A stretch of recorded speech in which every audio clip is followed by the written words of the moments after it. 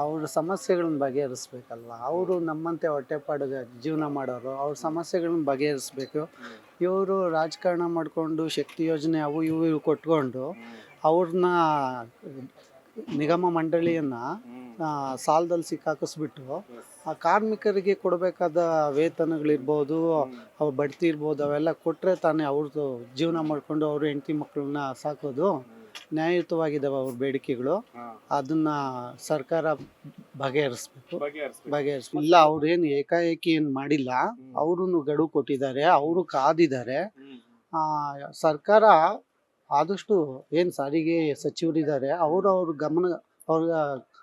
ಕಡೆ ಗಮನ ಹರಿಸಿ ಅವ್ರ ಸಮಸ್ಯೆಗಳನ್ನ ಬಗೆಹರಿಸ್ಬೇಕಾದ ಅವ್ರ ಕರ್ತವ್ಯ. ಆದರೆ ಜನಸಾಮಾನ್ಯರಿಗೆ ಇವರಿಬ್ಬರ ಸರ್ಕಾರ ಮತ್ತು ಈ ಕಾರ್ಮಿಕರ ಕಿತ್ತಾಟದಿಂದ ಪ್ರಯಾಣಿಕರಿಗೆ ತೊಂದರೆ ಆಗ್ತಾ ಇದೆ. ಪ್ರಯಾಣಿಕರಿಗೆ ತುಂಬಾ ತೊಂದರೆ ಆಗುತ್ತೆ. ಈಗಾಗಲೇ ಬರಬೇಕಾದ ಬಸ್ಸುಗಳು 5-6 ಓಡಾಡೋ ಬಸ್ಸುಗಳಲ್ಲಿ 1-2 ಓಡಾಡ್ತಾ ಇದ್ದಾವೆ. ಯಾವ ಬಸ್ಸಲ್ಲಿ ಹೋದ್ರೂ ಸೀಟುಗಳು ಸಿಗೋದಿಲ್ಲ. ಕೆಟ್ಟೋಗಿರೋ ಬಸ್ಸುಗಳನ್ನ ರಿಪೇರಿ ಮಾಡಿಸೋದಕ್ಕೆ ಸಮೇತ ಇವ್ರ ಹತ್ರ ದುಡ್ಡುಗಳಿಲ್ಲ. ಹಿಂಗಿರ್ಬೇಕಾದ್ರೆ ಪ್ರತಿನಿತ್ಯ ಕೆಲ್ಸಗಳಿಗೆ ಹೋಗೋರಿಗೆ ಈಗ ಸ್ಟ್ರೈಕ್ಗಳು ಮಾಡೋದ್ರಿಂದ ಸರ್ಕಾರ ಮತ್ತು ಕಾರ್ಮಿಕರ ಕಿತ್ತಾಟದಿಂದ ಸಾಮಾನ್ಯ ಜನಕ್ಕೆ ತುಂಬ ತೊಂದರೆ ಆಗ್ತಾ ಇದೆ. ಆದಷ್ಟು ಅವರು ಕಾರ್ಮಿಕರ ಬೇಡಿಕೆಯನ್ನು ಈಡೇರಿಸಿ ಜನಸಾಮಾನ್ಯರಿಗಾಗ ತೊಂದರೆಯನ್ನು ತಪ್ಪಿಸ್ಬೇಕು. ಪ್ರತಿದಿನ ಬೆಳಗ್ಗೆ ಎದ್ರೆ ನಿಂತ್ಕೊಳ್ಳೋದಕ್ಕೂ ಸಮೇತ ಜಾಗ ಇರೋದಿಲ್ಲ. ತುಂಬಾ ಕಷ್ಟಪಡ್ತಿದ್ದೀವಿ.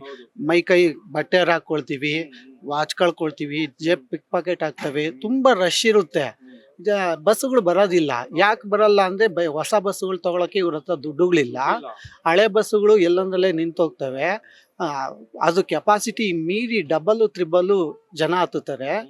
ಹಾಗಾಗಿ ರಿಪೇರಿಗಳು ಬರ್ತವೆ, ಎಲ್ಲಂದ್ರಲ್ಲೇ ನಿಂತೋಗ್ತವೆ. ನಾವು ಇನ್ ಟೈಮ್ಗೆ ರೀಚ್ ಆಗಕ್ಕಾಗಲ್ಲ ಆಫೀಸುಗಳಿಗೆ. ತುಂಬ ತೊಂದರೆ ಆಗ್ತಾ ಇದೆ.